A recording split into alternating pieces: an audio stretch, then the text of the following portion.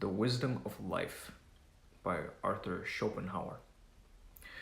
Schopenhauer's The Wisdom of Life from 1851 is a short philosophical essay about what constitutes human happiness. Starting with ancient Greek philosophers' ideas on human happiness, Schopenhauer develops his own thoughts on what people need to be happy. Who should read this? Academic and armchair philosophers, anyone striving for happiness and wisdom, and lovers of 19th century German philosophy. Who wrote the book or the essay? Arthur Schopenhauer, born 1788, died 1860, was a prominent German philosopher. He rejected the idealism of his time in favor of a more practical materialism.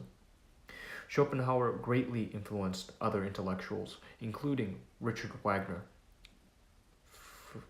Friedrich Nietzsche, Leo Tolstoy, and Thomas Mann. What's in it for me? Get a surprisingly modern perspective on what it takes to be happy.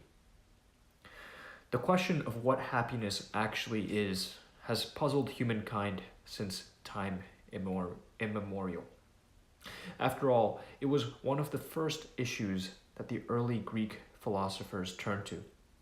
They called it eudaimonia, a term that encompasses prosperity and good fortune as well as happiness.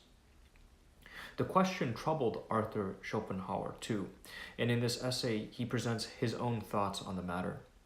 He attempts both to define what happiness is and to ascertain how life should be lived so as to achieve it. According to him, that is the only way to gain the wisdom of life. In addition to explaining how to build a foundation for happiness, these blinks also reveal why you shouldn't worry about what others think, just where pursuing fame will get you, and how one Frenchman wanted to look on the day of his execution. Life's blessings can be divided into three categories. Ruminating on the qualities and nature of human life is nothing new, but after the rumination comes the practical part. How exactly are you supposed to live your life for maximum benefit and happiness? Of course, the Greek philosophers got there first. Aristotle thought human blessings could be classified into three categories: blessings that are external to the self, blessings of the soul, and blessings of the body. Aristotle was on the right track. There are three categories of blessings, but they don't align with his conception of them. First and foremost, there's personality, or what a man is. Personality isn't just your character. It also covers your health, strength, beauty, temperament, moral outlook, intelligence, and education. These attributes are generally determined by nature, and as such, they're very significant in governing human happiness. Most importantly, a person's inner constitution, or what he is made of, plays the biggest role in shaping his well-being. Just think of health. It's axiomatic that a healthy beggar is happier than a sick prince. Needless to say, for Schopenhauer, the greatest pleasures are those of the mind. As he puts it, an intellectual man in complete solitude has excellent entertainment in his own thoughts and fancies, whilst no amount or diversity of social pleasure can ward off boredom from the dullard. The second category is property, or what a man has. Material wealth can satisfy real and basic needs, but it won't get you any further than that. It's never going to truly satiate you or compensate for a lack of inner wealth. Happiness comes from elsewhere. That's why rich people, though materially well off, aren't particularly happy. Finally, there's position. In other words, how you're thought of by others. An inwardly rich person, unlike a fool, will pay little heed to others' opinions. She'll just live her life. That's the basics covered. Now let's look at each blessing in more detail. Human happiness depends on physical health and the gifts and pleasures of the mind. Let's begin with the first of the three distinct categories that make up the blessings of life: personality. You're always going to carry it with you, no matter where you go or what you do. Therefore, who you really are matters a great deal. A critical part of personality is health, and it accounts for 9/10 of happiness. If you're healthy, you're more likely to find pleasure in things. If you're unhealthy, nothing is enjoyable. Aristotle put it very well indeed when he said, "Life is a movement." That's to say, if you want to stay healthy, a little bit of exercise each day will go a long way. What's more, a mind engaged in constant introspection needs an external counterpart. Consider a tree. Every now and again, the wind needs to shake it up a bit so it can thrive. In addition to health, the gifts of the mind are significant in determining human happiness. A famous phrase from the Old Testament, "The life of a fool is worse than death," sums this up well. If you're lucky enough to have been gifted with intellectual abilities, then you should lead an intellectual life. That way, your mind will be kept busy and you needn't ever worry about boredom. A rich and fertile mind will see beauty in the commonplace, while a fool is stuck with what's in front of him. Cast your consideration upon Goethe or Lord Byron. The fertility of their minds provided them with inner wealth and happy self-sufficiency. Conversely, if your mind is empty, then you're more likely to search for entertainment, diversion, and luxury to stave off boredom. Schopenhauer is pretty damning. For him, a man is sociable just in the degree in which he is intellectually poor and generally vulgar. Because people have no thoughts to deal in, they deal cards and try and win one another's money. Idiots. Your wealth will determine what you expect in life, and maybe it will bring freedom too. It's time to examine the second category, property, or what a man has. Once again, the Greeks got there first.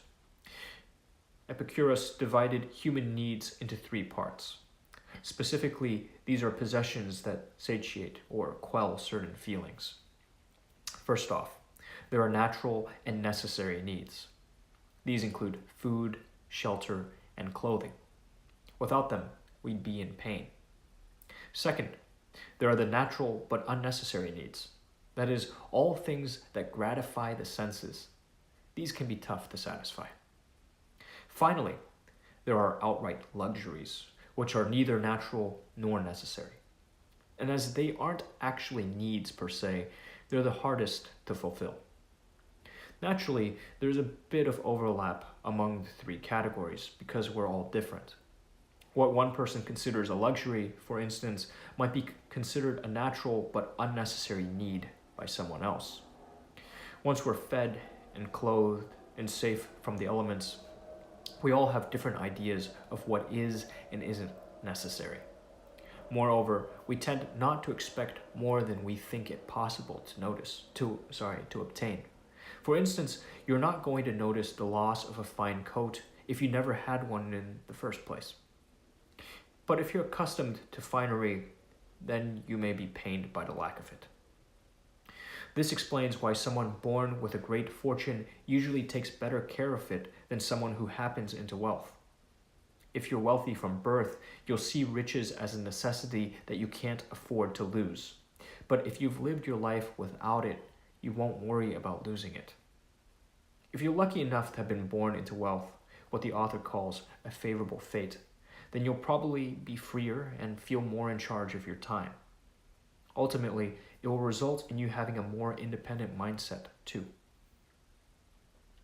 Riches, one may say, are like seawater. The more you drink, the thirstier you become, and the same is true of fame. Worrying about reputation is pointless and impedes your path to happiness. Position is the third category of life's blessings. It's all about how you appear to others. Let's begin with its first aspect, reputation. Generally speaking, we worry too much about other people's estimation of us. We can't seem to help it though our concern is completely unnecessary. The story of a man named Lecomte illustrates the point. After conspiring to murder the French king, he was sentenced to death in 1846. At his trial, he seemed more concerned about his outward appearance than his fate. He complained that he hadn't worn his finest clothes before the upper house. Even on the day of his execution, he was more distraught about not being permitted to shave than his impending death. Instead of devoting himself to finding some sense of peace in his final hours, he worried about the opinions of complete strangers. Excessive attention to other people's attitudes is a folly we're all susceptible to. We call it vanity. More than being an undesirable trait, vanity is a real impediment to happiness. The opinions of others will distract you from finding peace of mind and inner contentment, both of which are crucial to a happy existence. Roughly half of life's anxieties can be traced back to over-concern about other people's opinions. It's a mighty task to reduce this natural impulse, and to tell ourselves not to listen to or think about the views of others. But the moment we see it for what it is, complete folly, we'll be one step closer to being rid of it. Pride is pointless, and rank is a sham. Coming to grips with understanding position can be hard. In fact, there are two more aspects of it that we really need to talk about: pride and rank. Pride, like vanity, is a common foible. It's also absurd. Pride comes from within and is best thought of as an established conviction of one's own paramount worth. But of course, this conviction may well be misplaced. Pride actually operates in a similar manner to vanity. But while pride is an internalized opinion, vanity acts eternally to the self.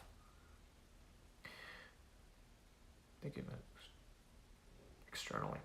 Vanity loves praise, and the vain individual only gains a sense of self-worth by winning the good opinion of others. In contrast, a proud person has an unreasonably inflated opinion of himself, regardless of what others think. The basest and most unproductive form of pride is national pride. If you're reduced to celebrating your country, you probably have few admirable qualities of your own. To trumpet the superiority of your nation is silly at best, but it's only done by people compensating for their own inferiority. After all, not every nation can be superior to all others, though each would have you believe in its superiority. Now let's take a look at social rank, which is just as bad as pride. Rank is a weapon of the state. It falsely informs the opinions of the people at large and keeps them in their place. As such, the institution of rank saves the state a lot of money.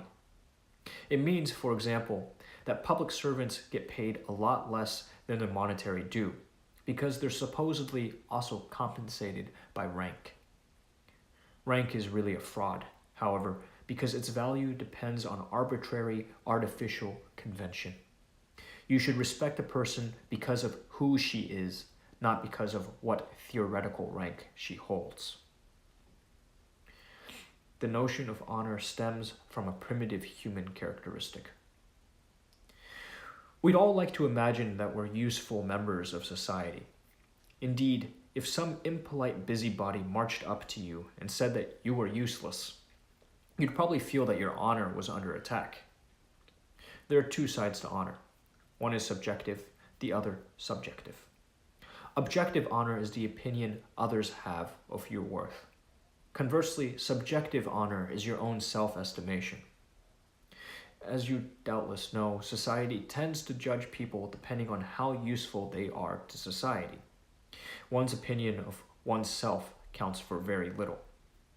So we're taught to focus on the opinions of others and thus favor objective honor over subjective honor. In addition to the two categories of honor just mentioned, there are four subcategories of honor. First up is civic honor. Civic honor is universally applicable. The idea is that we should unconditionally respect other people's rights. In short, civic honor makes just, lawful, and peaceful social coexistence possible. Then there's official honor. It's associated with people in public service, such as doctors, lawyers, teachers, or soldiers. Specifically, it's the notion that people in public service should be suited to the job.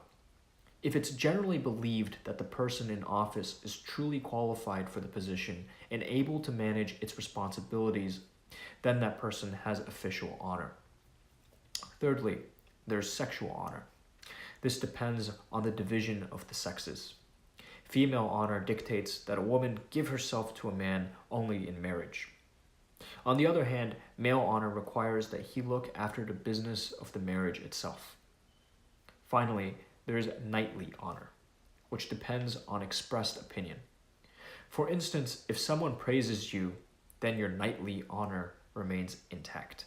However, if someone insults you, your honor takes a blow and you must restore it, either with violence or by forcing your insulter to retract the insult.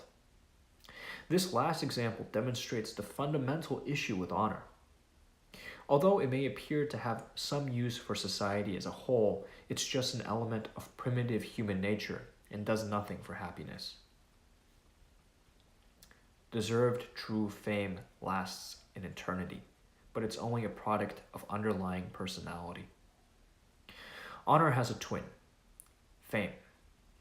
But like the famous twins of Roman mythology, Castor and Pollux, who are immortal and mortal, respectively, fame and honor have utterly different relationships to time. Honor is ephemeral, a mere flash in the pan. Fame is undying and eternal. The thing about true fame is that you have to work for it. Unlike honor, fame must be won. There are many lesser forms of fame, but true fame is like an oak. It grows slowly but gains strength with every passing year. Lesser fame is but a mere fungus. It shoots up overnight, it blooms, then it disappears as quickly as it came. Fame also precedes the person to whom it's attached. We needn't meet the famous to know of them. What marks fame out is that it's won through merit. Honor comes quickly, but it's also easily lost. You can't just be credited with fame. It takes real effort. But once acquired, it sticks. Or as Schopenhauer puts it, fame is something which must be won, honor only something which must not be lost. What's interesting about true fame is that it barely has any connection to actual achievement. Rather, it's more like an echo or a reflection of a great personality. This is the critical point. It's therefore not the fame itself that makes you happy. Instead, it's the underlying merits that make you happy.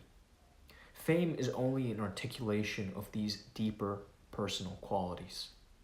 Similarly, people won't admire you for your fame alone, but because of those attributes that made you famous.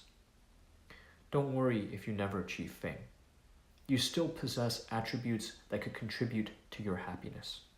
Besides, if someone's main goal is merely to achieve fame, then there's really not much in him worth admiring.